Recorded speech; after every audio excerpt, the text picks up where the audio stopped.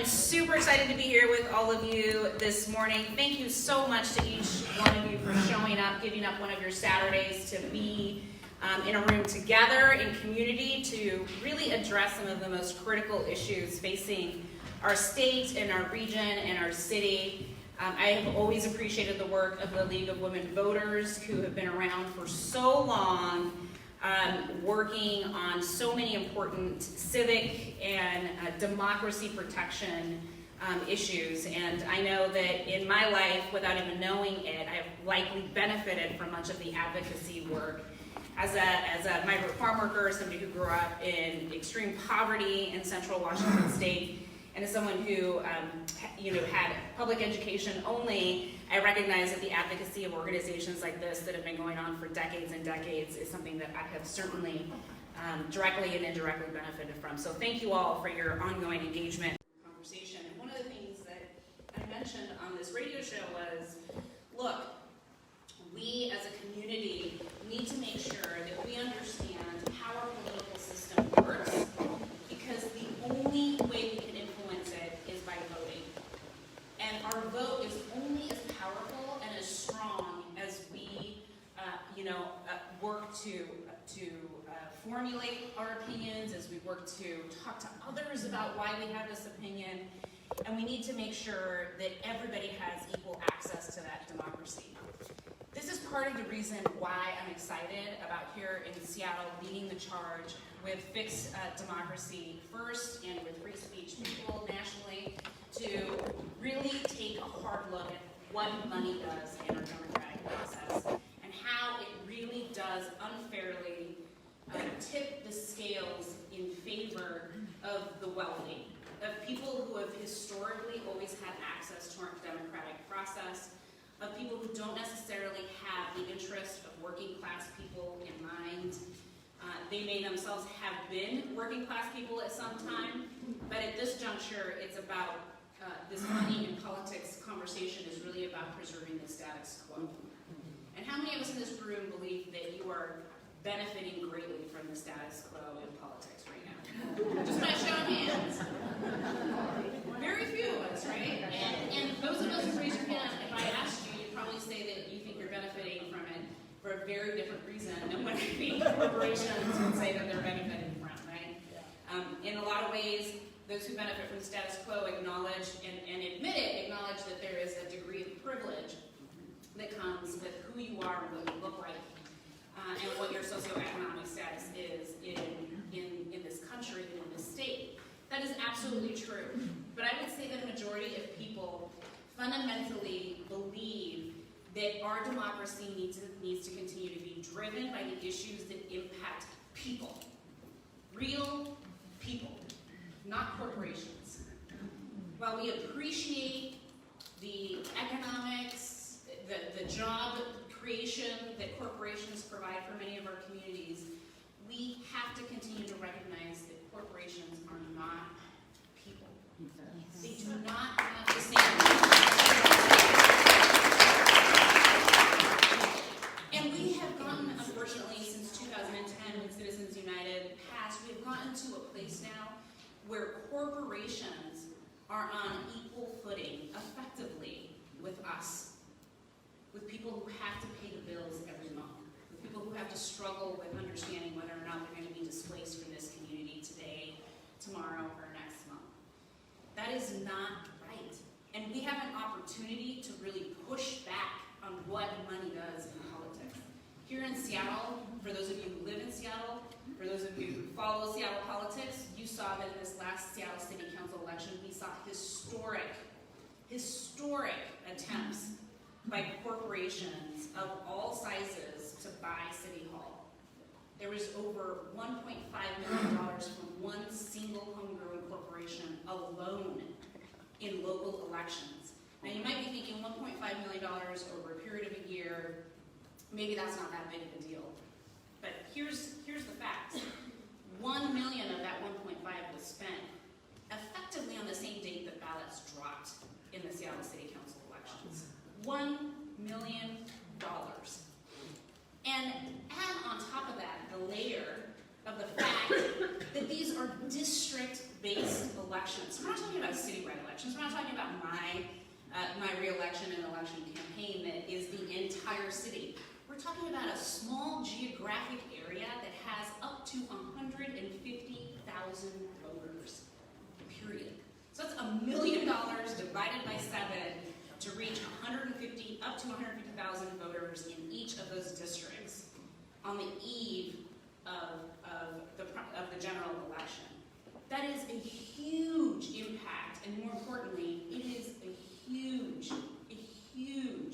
entry point into creating an appearance, if not actual corruption, in our democratic process and in how we as voters, corporations don't vote. Corporations vote through their checks, which is what we're going to talk about in a minute, but we as voters, it will chip away at our confidence of whether or not a vote really matters if we think that much money is coming into our neighborhood, our communities, precinct by precinct, to influence people with information that in most cases was incorrect and ill-informed, and yes, in some cases, inflammatory based on race and gender. So the Clean Campaigns Act is really about trying to get at how do we make sure that the focus continues, our electoral process continues to be focused on people, real people who get ballots, who fill out those ballots, who understand the issues the best that they can, and exercise their constitutional right to vote in our democratic process. The Clean Campaigns Act, I believe, will do that in 3 ways. One is it will prohibit corporations who are foreign influenced, meaning if you are a globally exchanged corporation that has foreign ownership investment in it, you will be categorically prohibited from making any contributions to any political action committee for independent expenditures, period. The second way is abolishing super PACs, effectively abolishing what we know to be the super PAC. We do this by limiting people's ability to contribute to political action committees to a total of $5,000 per person.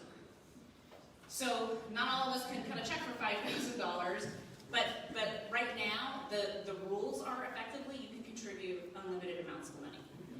So although we saw one check of $1 million when the ballots dropped in the general election and city council elections this year, they could have dropped $10 million. They could have dropped $20 million. They could have dropped as much money as they wanted to. They just chose to do $1 million.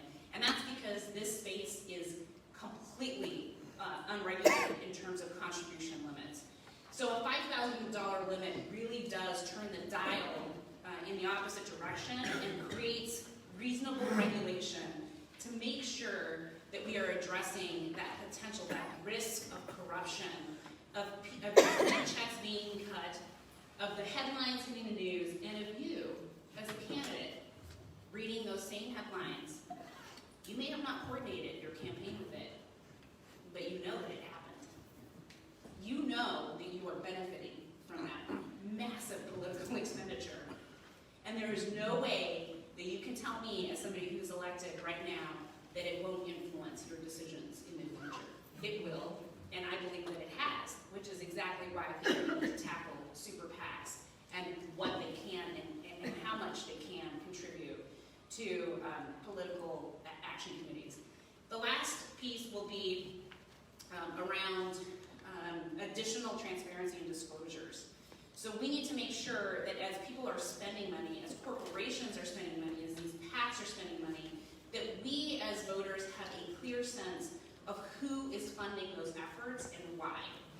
Motivations are super important when we are targeted for advertisement. And it's like, I am sure everybody in this hand has been targeted for advertising. Just by show of hands, how many of you have received campaign-related mail? Or just like, been sort of in the shrapnel, circumference of it.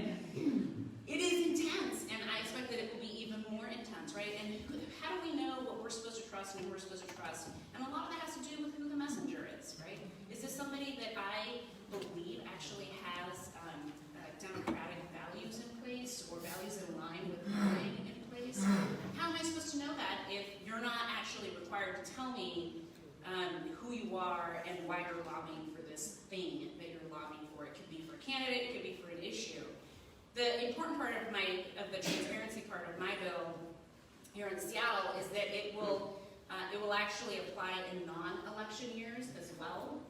So when there are issues, legislative issues that are being debated, what are your obligations to report your expenditures to try to influence political opinion, public opinion on that particular issue? So I believe it's really important that if you're spending money to try to influence public opinion, regardless of whether it's in an election cycle or not, you should be required to disclose who you are and why you're spending those dollars. So really excited about that as well. So that's the three big policy points of my Clean Campaigns Act.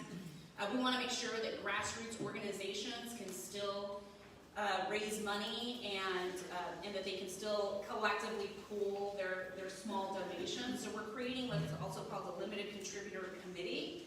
This limited contributor committee would require you to have a high volume of low dollar donors.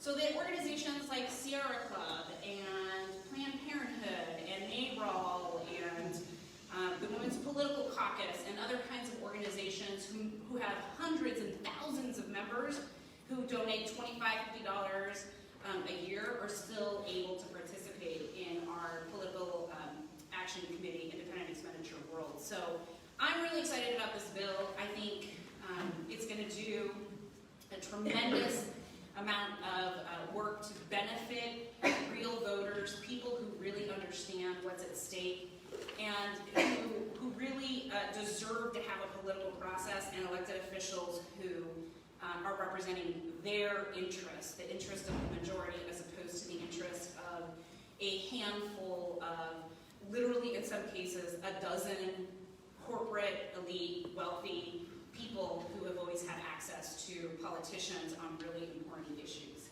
And you know, I think one of the things that I have learned in doing this work is the depth of this problem in Seattle. So some people may think, well, Seattle's pretty progressive, it's a pretty blue city, like, who cares, what's the big deal? Well, since 2013, independent expenditures in the city of Seattle have quadrupled. So let me put numbers to that. In 2013, independent expenditures in Seattle was at $556,000. So $500,000 total for an election cycle in the city of Seattle. 2019, $4.17 million on independent expenditures. $4.17 million. It's astronomical. And we know that here in Seattle and across the state, people want big money out of elections. It is really pronounced here in Seattle, but this is true across the state. So I don't know how many of you remember Initiative 735. That was a statewide initiative. Cindy remembers it. But in that initiative, that was basically an initiative of the people to get the legislature to communicate to Congress that we wanted to get big money out of politics. It passed overwhelmingly statewide, over 60, I think it was about 63 or 64%. In Seattle, it had an 80% of voter approval rate. Huge numbers of people support this. We also have honest elections here in Seattle. I don't know how many of you are familiar with honest elections, but that's our public campaign financing law here in Seattle that gives every single eligible person, whether you're a legal permanent resident or a registered voter, up to $100, kind of these little coupons that you can donate to a candidate of your choice. It also required additional transparency requirements and qualification requirements for each candidate running for local city elections. That passed with 63% in 2015. And so I really feel that in order to maintain the integrity of the will of the people who have made really clear through Initiative 735 and our own honest elections law here in Seattle, that we have to keep the focus on people who want to see big money out of our elections. So I'm really excited about this bill. I think that what is important in this room, because I know you all do statewide advocacy in here, is the potential to really reframe this conversation and to do it at the state level and to do it at the national level. There was a New York Times article that was written about this they observed about it is that if this law passes here in Seattle, we have an opportunity to completely, radically reframe the conversation nationally around how we talk about money in politics.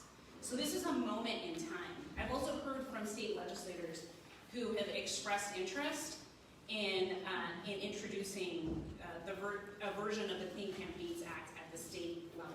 So I believe, for those of you who are getting ready to go into the legislative session in Olympia next year, that you will hear some of the same things that I'm talking about now in a very familiar way once you get to Olympia.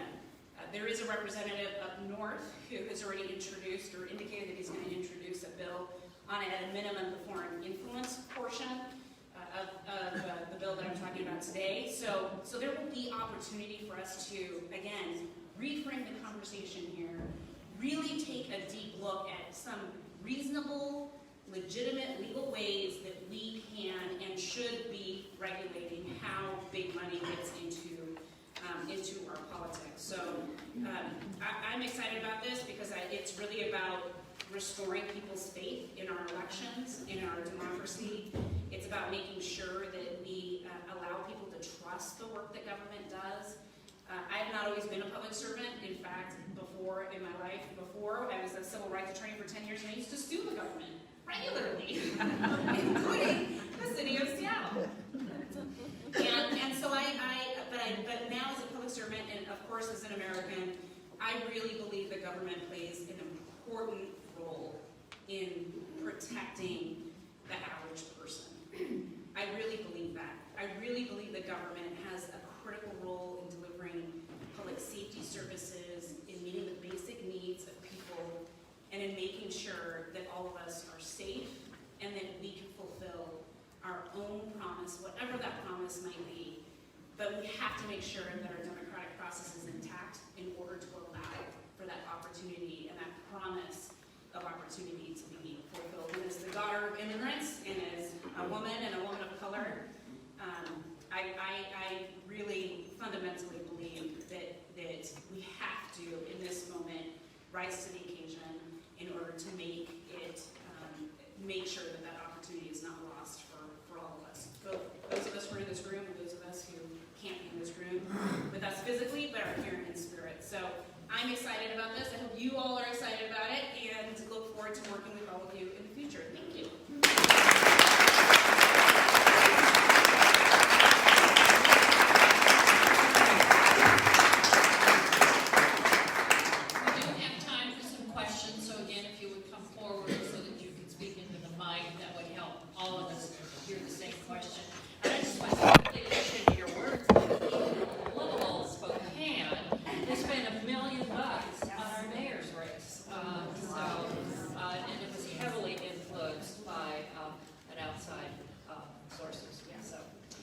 It is happening statewide. So, any questions coming forward? Go ahead.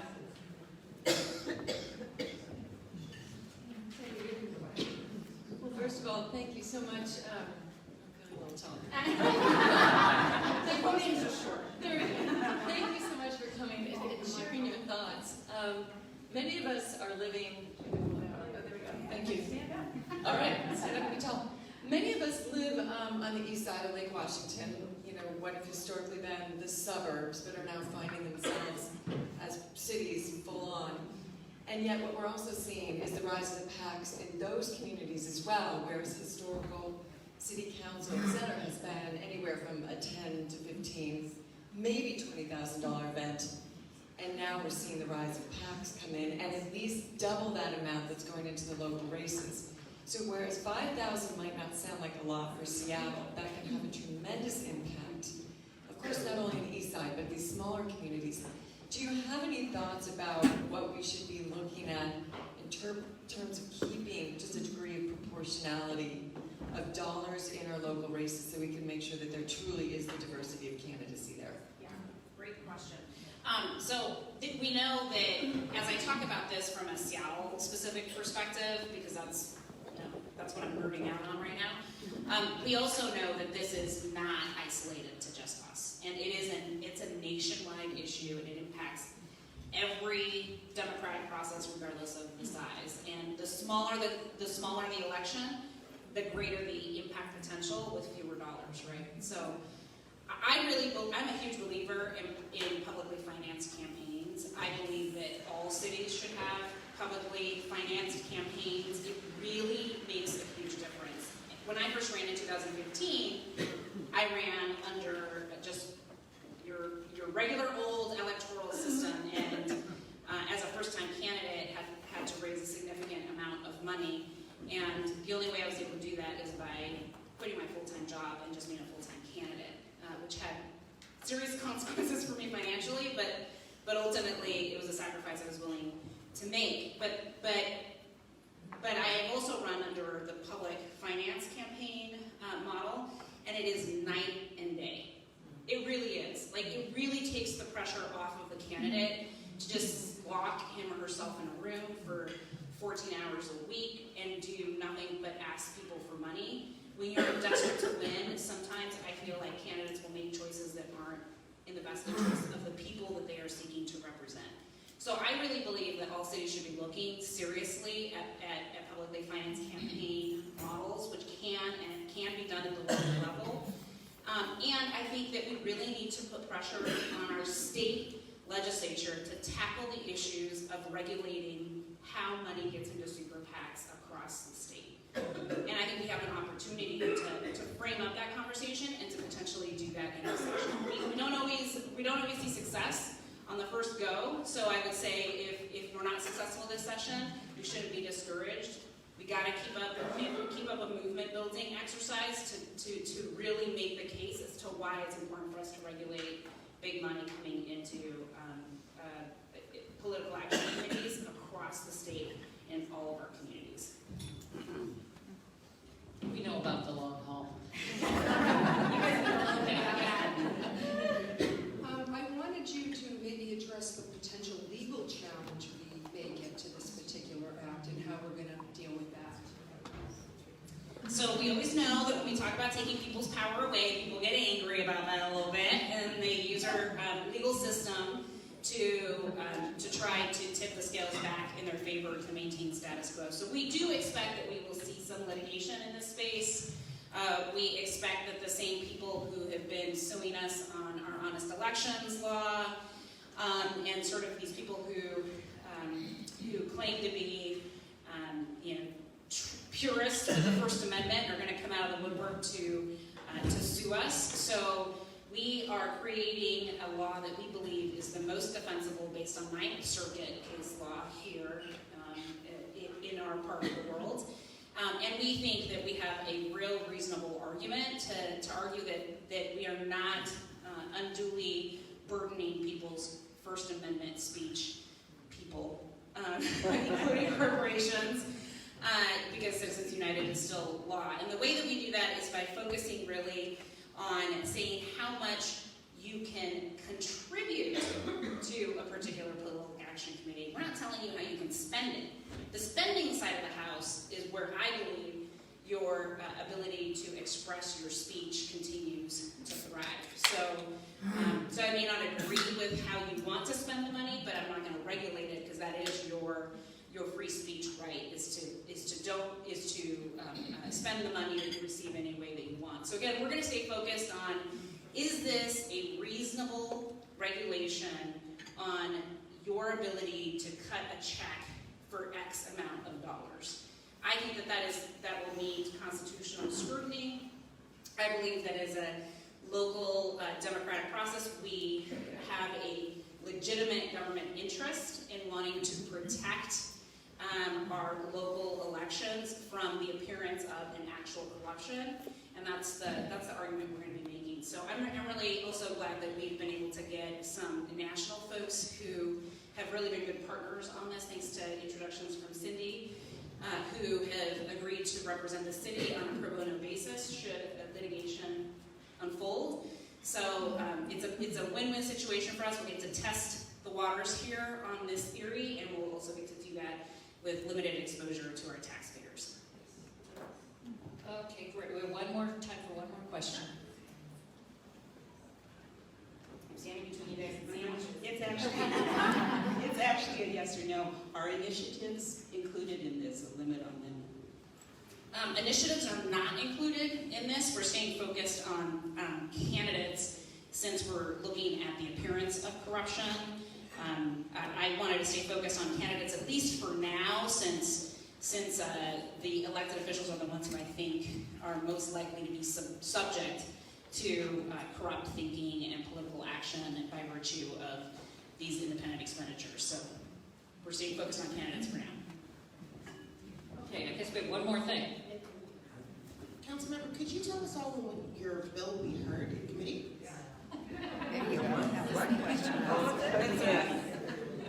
That's good staffing right there. That's Brianna Thomas.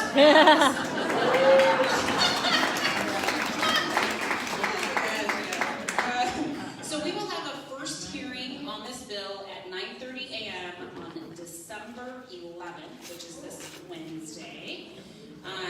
So we have a few items to consider before we start this discussion, but we will be taking public testimony at the top.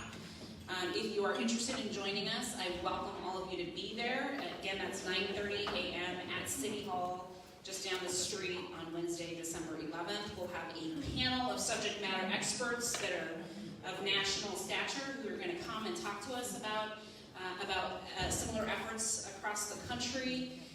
And then we will be having a town hall the evening before, hosted by Fixed Democracy First, and the League of Women Voters of Seattle, King County. I'm going to say all the right words. There's flyers about that town hall sitting on your tables. So we're really excited about also having some of these same subject matter experts be part of the panel. It should be a real lively and interesting discussion. Hope to see you all there. Hey, thank you so much for helping